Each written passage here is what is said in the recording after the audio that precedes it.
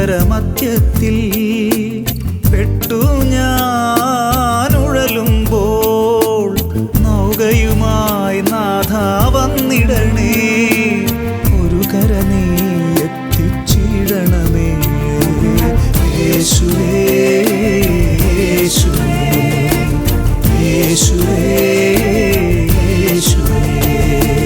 പരിശുദ്ധ പരമദിവ്യകാരുണ്യ നാഥനായ ഈശോയ്ക്ക് നേരവും ആരാധനയും സ്തുതിയും പുകഴ്ചയും ഉണ്ടായിരിക്കട്ടെ. നിത്യസ്തുതിക്ക് യോഗ്യനായ പരിശുദ്ധ പരമദിവ്യകാരുണ്യ നാഥനായ ഈശോയ്ക്ക് നേരവും ആരാധനയും സ്തുതിയും പുകഴ്ചയും ഉണ്ടായിരിക്കട്ടെ. സ്നേഹമായി കാരുണ്യമായി അൾത്താരയിൽ നമ്മുടെ കൂടെയായിരിക്കുന്ന പരിശുദ്ധ പരമദിവ്യകാരുണ്യ നാഥനായ ഈശോയ്ക്ക് നേരവും ആരാധനയും സ്തുതിയും പുകഴ്ചയും ഉണ്ടായിരിക്കട്ടെ. സ്നേഹനാഥനായ ഈശോയെ, ഈ നിമിഷം പൂർണ്ണഹൃദയത്തോടെ ഞങ്ങൾ നിന്നെ ആരാധിക്കുന്നു. മനുഷ്യവംശം മുഴുവനും വേണ്ടിയുള്ള ആ മഹാകരുണ ലോകത്തിൻ്റെ മേൽ ചൊരിഞ്ഞ സമയമാണ്. തിന്മയുടെ മേൽ നന്മ വിജയം വരിച്ച സമയം. കർത്താവേ, കൃപയുടെ സമയത്ത് നിന്റെ ഒപ്പമായിരുന്നു കൊണ്ട് ഞങ്ങളെ തന്നെ പൂർണ്ണമായി സമർപ്പിക്കുന്നു. തിരുവോസ്തു രൂപനായി, കുർബാനയപ്പമായി, സ്വർഗീയ ഭോജ്യമായി, സ്വയം ചെറുതായി അൾത്താരയിൽ ഞങ്ങളുടെ കൂടെ ആയിരിക്കുമ്പോൾ പൂർണ്ണ ഹൃദയത്തോടെ അങ്ങയുടെ സാന്നിധ്യം അനുഭവിച്ചറിഞ്ഞ് ഞങ്ങൾ നിന്നെ ആരാധിക്കുന്നു. കർത്താവേ, നിൻ്റെ കരുണ ഞങ്ങളുടെ ജീവിതങ്ങളിൽ ചൊരിയണമെന്ന് പ്രാർത്ഥിക്കുന്നു. ഞങ്ങളുടെ വേദനകളിലും ദുഃഖങ്ങളിലും നൊമ്പരങ്ങളിലുമൊക്കെ കർത്താവേ, നിൻ്റെ കാരുണ്യത്തിലാണ് ഞങ്ങൾ ആശ്രയം വയ്ക്കുക. പലപ്പോഴും ഞങ്ങളുടെ ജീവിതങ്ങളിൽ ആഗ്രഹിക്കുന്നത് പോലെ പല കാര്യങ്ങളും നടക്കാതെ വരുമ്പോൾ, ഞങ്ങൾ പ്ലാൻ ചെയ്ത പല കാര്യങ്ങളും നടക്കാതെ വരുമ്പോൾ കർത്താവേ, ഞങ്ങൾക്ക് അഭയം പ്രാപിക്കുവാൻ നീ മാത്രമേ ഉള്ളൂ. നിന്നിലുള്ള പ്രതീക്ഷയും പ്രത്യാശയാണ് ഞങ്ങളെ മുൻപോട്ട് നയിക്കുക. ജീവിതത്തിൻ്റെ പച്ചയായ യാഥാർത്ഥ്യങ്ങളിലൂടെ കടന്നു പോകുമ്പോഴും കർത്താവേ, നിന്നെ മുറുകെ പിടിക്കുമ്പോൾ ഞങ്ങൾക്ക് കിട്ടുന്ന വലിയ സന്തോഷമുണ്ട്, വലിയൊരു ശക്തിയുണ്ട്. കർത്താവേ, അതിൽ പൂർണ്ണമായി ആശ്രയിച്ചുകൊണ്ട് ഇതാ നിൻ്റെ മുമ്പിൽ ഞങ്ങളെ തന്നെ പൂർണ്ണമായി സമർപ്പിക്കുന്നു. കർത്താവേ, കാൽവരിയിൽ ഞങ്ങൾക്ക് വേണ്ടി ചിന്തിയ ഓരോ തുള്ളി രക്തത്തുള്ളികളും ഞങ്ങളുടെ മേൽ കരുണ ചൊരിഞ്ഞ അവസരങ്ങളാണ്. ഞങ്ങളുടെ മേൽ ഇത്രമാത്രം സ്നേഹത്തോടെ മനുഷ്യവംശത്തെ വീണ്ടെടുക്കുവാനായി കരുണ ചൊരിഞ്ഞ സമയങ്ങളാണ്. കർത്താവേ, ആ ഒരു വലിയ ബോധ്യത്തോടെ ഞങ്ങളുടെ ജീവിതങ്ങളിലേക്ക് നിൻ്റെ വലിയ കരുണ ചൊരിയണമേ, മഹാകരുണ ചൊരിയണമേ എന്നുള്ള പ്രാർത്ഥനയോടെ നമുക്കൊന്നു ചേർന്ന് പ്രാർത്ഥിക്കാം. ഈശോയുടെ തിരുഹൃദയത്തിൽ നിന്ന് ഞങ്ങൾക്ക് കാരുണ്യ സ്രോതസ്സായി ഒഴുകിയിറങ്ങിയ തിരുരക്തമേ, തിരുജലമേ, ഞങ്ങൾ അങ്ങയിൽ ശരണപ്പെടുന്നു. ഈശോയുടെ തിരുഹൃദയത്തിൽ നിന്ന് ഞങ്ങൾക്ക് കാരുണ്യ സ്രോതസ്സായി ഒഴുകിയിറങ്ങിയ തിരുരക്തമേ, തിരുജലമേ, ഞങ്ങൾ അങ്ങയിൽ ശരണപ്പെടുന്നു. ഈശോയുടെ തിരുഹൃദയത്തിൽ നിന്ന് ഞങ്ങൾക്ക് കാരുണ്യ സ്രോതസ്സായി ഒഴുകിയിറങ്ങിയ തിരുരക്തമേ, തിരുജലമേ, ഞങ്ങൾ അങ്ങയിൽ ശരണപ്പെടുന്നു. ഈശോയിൽ സ്നേഹമുള്ളവരെ, ഈ കരുണയുടെ തിരുമണിക്കൂറിൽ കർത്താവിൻ്റെ മഹാകരുണയെക്കുറിച്ച് നമ്മൾ ധ്യാനിക്കുന്ന സമയമാണ്. ലോകം മുഴുവനെയും വീണ്ടെടുക്കുവാനും രക്ഷിക്കുവാനും ദൈവം തൻ്റെ സ്വപുത്രനെ, കരുണയായ ഈശോയെ ഈ ലോകത്തിലേക്ക് അയച്ചു. അത്രമാത്രം ദൈവം മനുഷ്യവംശത്തോട് കരുണ കാണിക്കുന്നത് ദൈവം മനുഷ്യവംശത്തെ മുഴുവനും ഇത്ര അധികമായിട്ട് സ്നേഹിക്കുന്നു. എൻ്റെ പ്രിയപുത്രനേക്കാൾ അധികമായിട്ട് ഈ ലോകത്തെ സ്നേഹിക്കുന്ന പിതാവായ ദൈവത്തെയാണ് നമ്മൾ വചനത്തിൽ കാണുക. യോഹന്നാൻ്റെ സുവിശേഷം 3-ാം അധ്യായം 16-ാമത് തിരുവചനം ഈ ഒരു കാര്യം കൃത്യമായി പറഞ്ഞു വയ്ക്കുകയാണ്. ദൈവലോകത്തെ അത്രമാത്രം സ്നേഹിച്ചു, അതുകൊണ്ട് ആരും നശിച്ചു പോകാതിരിക്കാൻ വേണ്ടി തൻ്റെ പ്രിയപുത്രനെ ലോകത്തിലേക്ക് അയച്ചു. പ്രിയപ്പെട്ടവരെ, അതാണ് പിതാവായ ദൈവം മനുഷ്യവംശത്തോട് കാണിച്ച ഏറ്റവും വലിയ കരുണ. അപ്പോൾ ആ കരുണ എന്ന് പറയുന്നത് യേശു ക്രിസ്തുവിലൂടെ വെളിപ്പെട്ട ദൈവത്തിൻ്റെ സ്നേഹമാണ്. അപ്പോൾ ആ ഒരു വലിയ ബോധ്യത്തിൽ നമ്മൾ തന്നെ നമുക്ക് സമർപ്പിക്കാം. നമ്മൾ സുഭാഷിതങ്ങളുടെ പുസ്തകം 3-ാം അധ്യായം, ആ 3-ാം അധ്യായത്തിൻ്റെ തലക്കെട്ട് തന്നെ കർത്താവിനോട് വിശ്വസ്തത എന്നാണ്.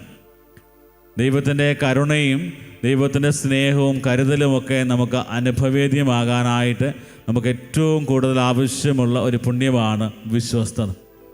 വിശ്വസ്തതയോടെ ദൈവത്തോട് ചേർന്ന് നിൽക്കുമ്പോൾ നമ്മുടെ ജീവിതങ്ങളിൽ ദൈവത്തിൻ്റെ വലിയ ഇടപെടലുകൾ നമുക്ക് കാണുവാനായിട്ട് സാധിക്കും. ഈ ഒരു വചനഭാഗത്ത് സുഭാഷിതങ്ങൾ 3-ാം അധ്യായത്തിൽ പറയുന്ന, മകനെ എൻ്റെ ഉപദേശം വിസ്മരിക്കരുത്, നിൻ്റെ ഹൃദയം എൻ്റെ കൽപ്പനകൾ പാലിക്കട്ടെ.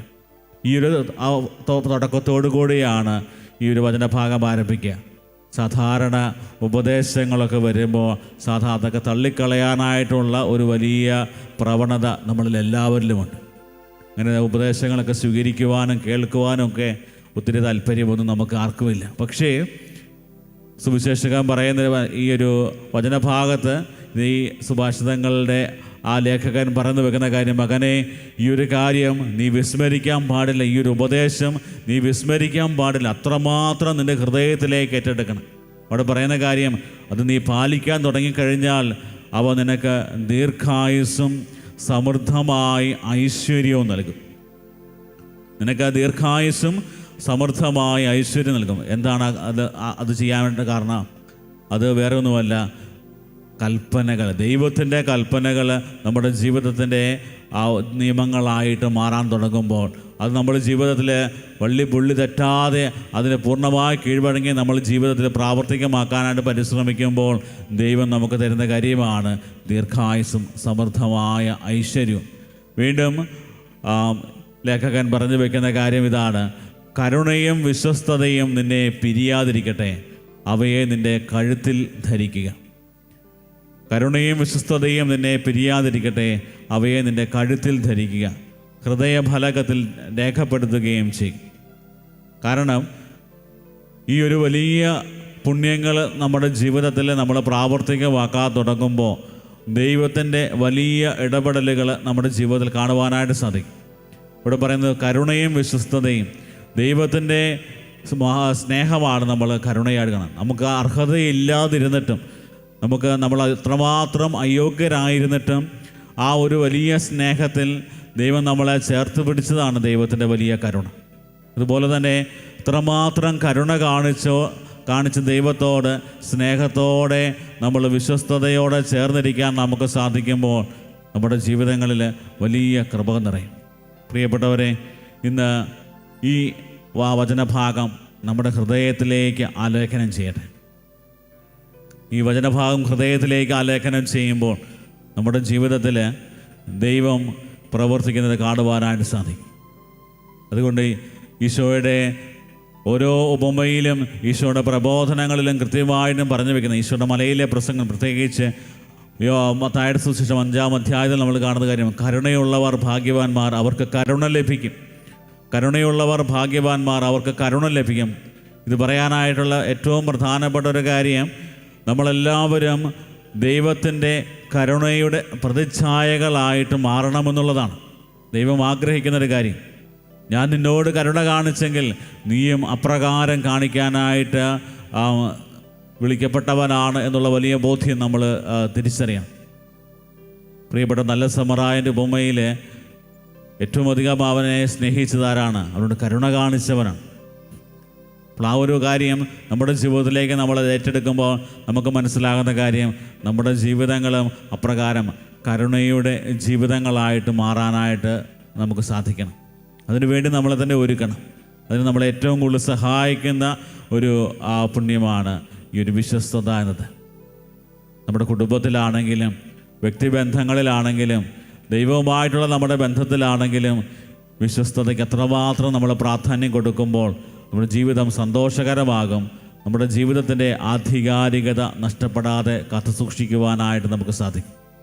പ്രിയപ്പെട്ടവരെ, ഇന്ന് ഈ ആരാധനയുടെ സമയത്ത് നമുക്ക് പ്രാർത്ഥിക്കാം. ജീവിതത്തിൽ ഈ ആധികാരികത നഷ്ടപ്പെട്ടു പോയ ഒത്തിരിയേറെ ആളുകളെ കാണാറുണ്ട്. വിശ്വസ്തത നഷ്ടപ്പെട്ടു പോയത്, ദാമ്പത്യ അവിശ്വസ്തതയിലും അതുപോലെ തന്നെ വ്യക്തിപരമായ ബന്ധങ്ങളിലൊക്കെ അവിശ്വസ്തതയോടെ പെരുമാറി ഒത്തിരിയേറെ അസ്വസ്ഥതകളിലൂടെ കടന്നു പോകുന്ന ഒത്തിരിയേറെ മക്കളുണ്ട്. വീണ്ടും ഇത്രമാത്രം പാപം ചെയ്തിട്ട് തിരിച്ചു വരാൻ സാധിക്കാത്ത രീതിയിൽ, അല്ലെങ്കിൽ എനിക്ക് ഇനിയും ഒരു രക്ഷയില്ല, അല്ലെങ്കിൽ എൻ്റെ ജീവിതം നശിച്ചു പോയി എന്ന് കരുതി വീണ്ടും വീണ്ടും പാപത്തിൻ്റെ അവസ്ഥയിൽ തുടരുന്ന ഒത്തിരിയേറെ ആളുകളെ കാണുവാൻ സാധിക്കും.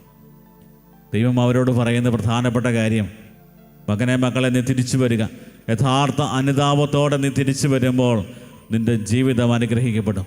നിനക്ക് വേണ്ടി കാത്തിരിക്കുന്ന നിൻ്റെ ദൈവമുണ്ട്. നിന്നെ എത്രമാത്രം സ്നേഹത്തോടെ സ്വീകരിക്കുവാൻ കാത്തിരിക്കുന്ന ഒരു ദൈവമുണ്ട് എന്നുള്ള വലിയ ബോധ്യം നിനക്ക് നഷ്ടപ്പെടാൻ പാടില്ല. പ്രിയപ്പെട്ടവരെ, ഇന്ന് ഈ പരിശുദ്ധ കുർബാനയുടെ മുമ്പിൽ നമ്മളെ തന്നെ പൂർണ്ണമായി സമർപ്പിച്ചുകൊണ്ട് ദൈവത്തിൻ്റെ കരുണയ്ക്ക് വേണ്ടി യാചിക്കുമ്പോൾ നമ്മുടെ ജീവിതത്തിൽ ഏതെങ്കിലും രീതിയിലുള്ള പാപാവസ്ഥകളുണ്ടെങ്കിൽ കർത്താവെ നിൻ്റെ കരുണക്കടലിൽ കഴുകി വിശുദ്ധീകരിക്കണമേ എന്ന് പ്രാർത്ഥിക്കാം. നമ്മുടെ കുടുംബ ജീവിതത്തിലും വ്യക്തിബന്ധങ്ങളിലുമൊക്കെ ഏതെങ്കിലും രീതിയിൽ ഈ ഒരു പുണ്യം നഷ്ടപ്പെട്ടു പോയിട്ടുണ്ടെങ്കിൽ കർത്താവെ കരുണയായിരിക്കണമേ, ഞങ്ങളുടെ ജീവിതങ്ങളെ വിശുദ്ധീകരിക്കണമേ, നിൻ്റെ കരുണക്കടലിൽ ഞങ്ങളെ കഴുകി വിശുദ്ധീകരിച്ച് നിൻ്റെ സ്വന്തമാക്കി മാറ്റണമേ എന്ന് തീക്ഷ്ണമായിട്ട് നമുക്ക് പ്രാർത്ഥിക്കാം. ദിവ്യകാരുണ്യ സന്നിധിയിൽ നമ്മെ തന്നെ പൂർണ്ണമായി സമർപ്പിക്കാം. കർത്താവിൻ്റെ ആശീർവാദത്തിനായിട്ട് ഒരുങ്ങുന്ന സമയമാണ്. കർത്താവിൻ്റെ കരുണയ്ക്ക് വേണ്ടി ആഗ്രഹിച്ച് പ്രാർത്ഥിച്ചു. ഇത്രമാത്രം സ്നേഹത്തോടെ ഓരോ പാപിക്കും അവകാശപ്പെട്ട ദൈവത്തിൻ്റെ സ്നേഹമാണ് ദൈവത്തിൻ്റെ കരുണ. അങ്ങനെയാണെങ്കിൽ നമുക്കെല്ലാവർക്കും ഒരേപോലെ ആശ്രയിക്കാവുന്നത് ദൈവത്തിൻ്റെ കരുണയിൽ മാത്രമാണ്.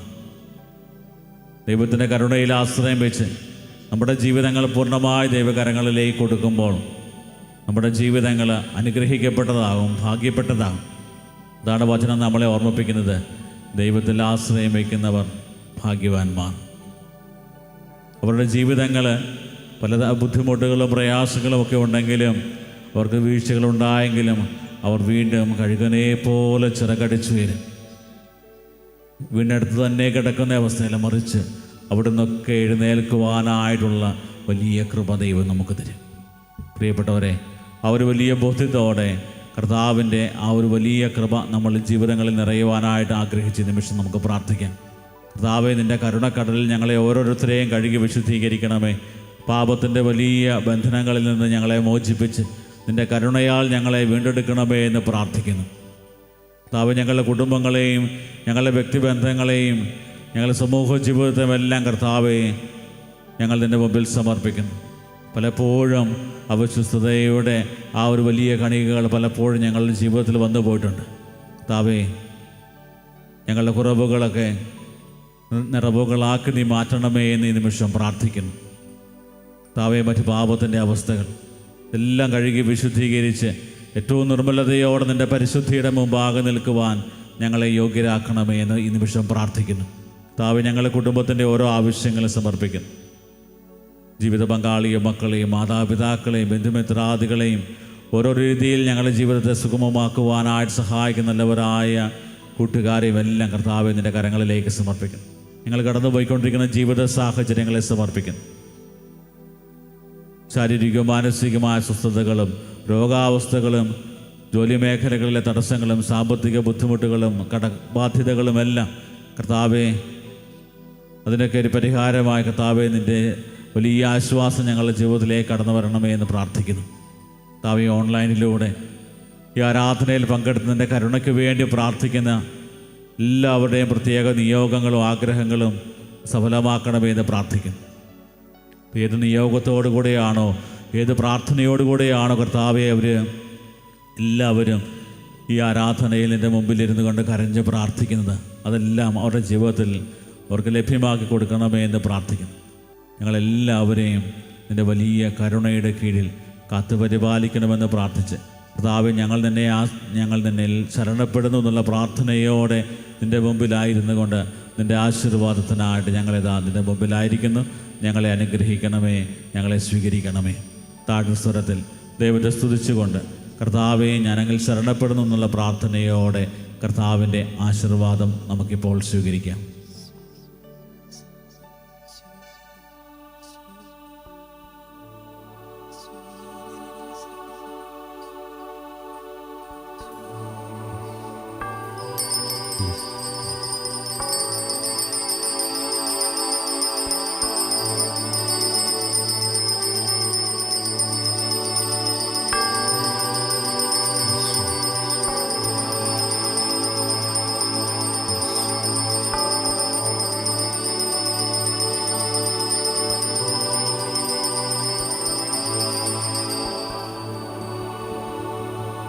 പരിശുദ്ധ പരമമാം ദിവ്യകാരുണ്യമേ, എന്നുമെന്നും അങ്ങേക്കാരാധന.